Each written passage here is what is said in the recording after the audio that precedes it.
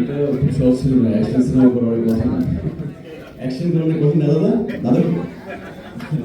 তো এটা খুবই ডিফিকাল্ট টাস্ক ছিল আমার জন্য, যে আমি আসলে এটার সাথে ইনভলভ হয়ে এটা ঠিকঠাক করতে পারবো কিনা।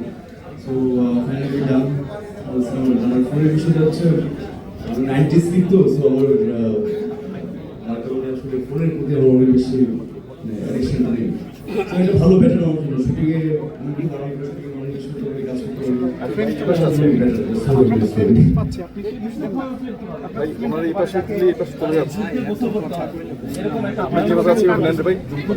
আমার মনে হয় সিনেমাটা দেখা এই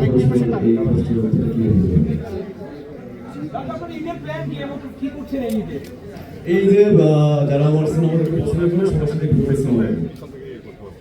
বাহ্যিকভাবে কি পরিবর্তন হয়েছে, ছোট আছে, তারপর আরো অন্যান্য অনেক ট্রান্সফরমেশনের বিষয় থাকে। এই ট্রান্সফরমেশন শরীফুল রাজ হিসাবে করতে করেছিলেন। আমার মনে হয় সেটা সিনেমা দেখলে ক্লিয়ার হবে। না না, সিনেমা দেখার আগে কেন বলবো? এটা রাইট একমাত্র দাদা আছে, দাদা বলবে। দাদা কিছু বলবে নাকি শরীফুল রাজের ডেডিকেশন নিয়ে শুটিং এর সময় বর্ণনা করেছে?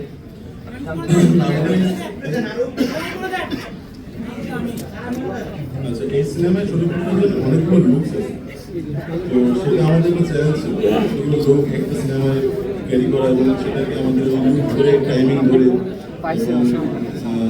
সেটা করা খুব চ্যালেঞ্জ। এবং সব থেকে বড় কথা, প্রত্যেকটা লুকের সঙ্গে তো পার্সোনালিটি চেঞ্জ হয়।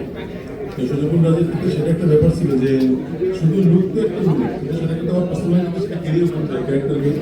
তো সেটা যে সময়ের মধ্যে আমাদের অনেকক্ষণ সিনেমার মধ্যে গ্যাপও ছিল না, একটা লুক থেকে একটা লুকে যে শিফট হওয়ার যে সময়টা খুব বেশি সময়ও পায়নি। তো ওর ওই সেই কনসেন্ট্রেশন, সেই ডেডিকেশন সেটা ছিল বলেই ও ধরতে পেরেছে যে আসলে আমার এই লুকের সঙ্গে আমার এই ক্যারেক্টার কোন পার্সোনালিটি ক্যারি করবে।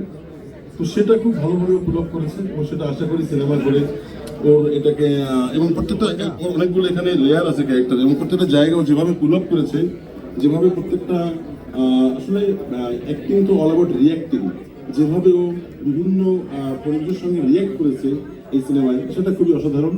এবং ওই যে বললেন যে লুক হয়ে ওঠা, শুধুমাত্র লুক তো লুক না, সেটা ইনার এবং আউটার দুইটি হয়ে উঠতে হয়, সেইটা খুবই ও দারুণভাবে করেছে। সো দিস ইজ, আমি বলবো যে